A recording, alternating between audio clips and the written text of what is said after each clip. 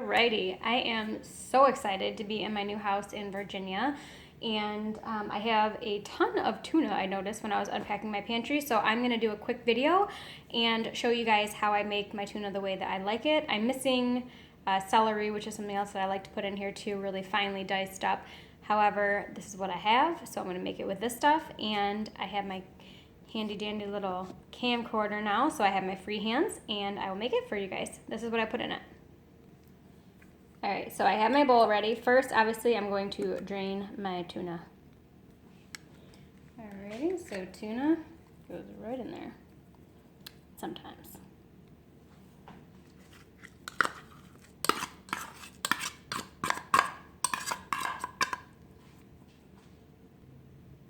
Next, I'm going to dice up my onion and my string cheese.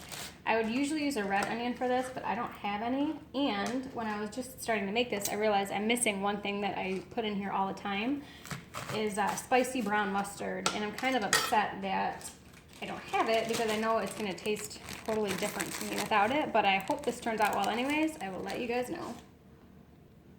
So the onion can be really overpowering. So if you guys don't like onions that much, just put very little onion in here. I just like my stuff to have a little bit of a crunch to it. And the onion kind of helps me do that.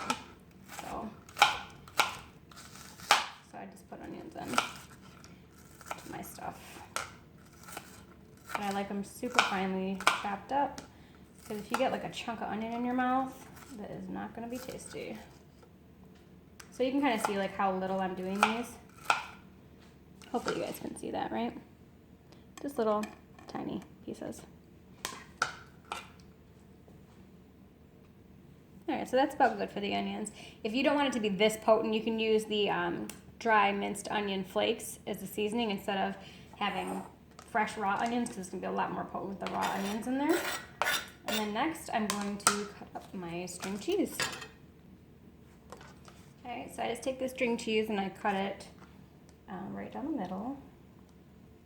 You can use one string cheese for this, you can use two, however you like. I just really like it in tuna. My friend Becky taught me to do this. She made something really similar to this one day when I was at her house, when we were both kind of doing Atkins back in the day, and I've been hooked on this tuna ever since. So I do owe her the credit of most of this. And she had some awesome recipes. So just kind of like this, like little chunks. I think she actually makes hers bigger. I like to do mine in quarters and then dice it up like that.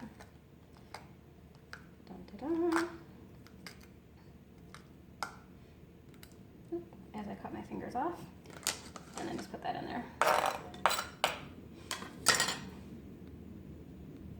Alrighty, so on to mayo. I don't really measure my mayo. I'm gonna call it that much. Can you guys see what I did there?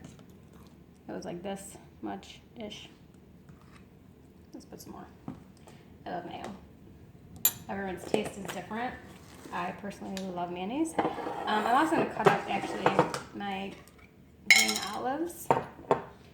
I like to have them smaller than normal.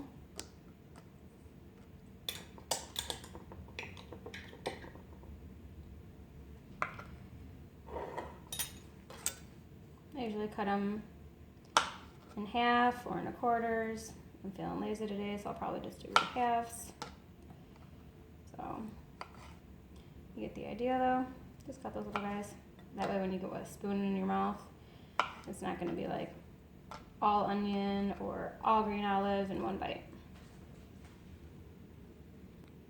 Alright, I'm not going to lie, a lot of those did not make it in there because I love green olives and they are in my tummy. Alright, so for this diced jalapenos, I have not bought the diced ones yet. This is my first time buying the diced ones. I usually just use the regular jarred jalapenos and then I dice them up myself, but I was like, hey, I didn't even know this was like an option. I would just say make sure that you drain them really well. I'm going to use probably like 2 of those.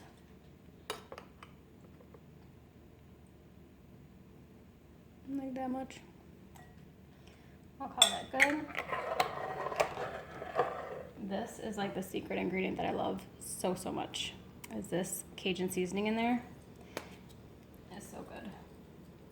You would think with all of the spicy stuff in here that this is like a super spicy tuna, but it actually, I think the mayo calms it down a lot because it's not even that bad. I could be wrong with the diced jalapenos. Watch me like bite into this and my mouth be on fire, but hopefully not.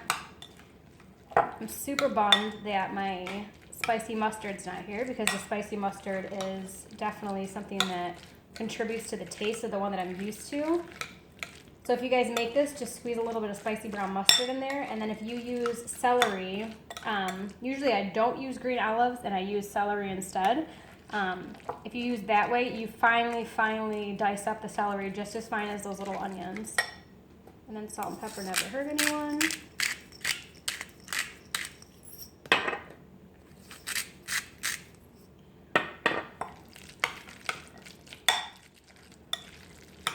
I'm not really on a big salt kick right now. I think I've put like too much salt in everything, so I'm trying to tone down the salt lately. I'm gonna put some more black pepper in there.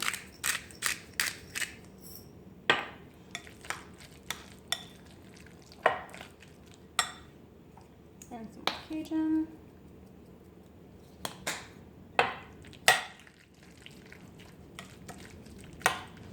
Can you guys see that really well? Let me try to tilt this down so you guys can see.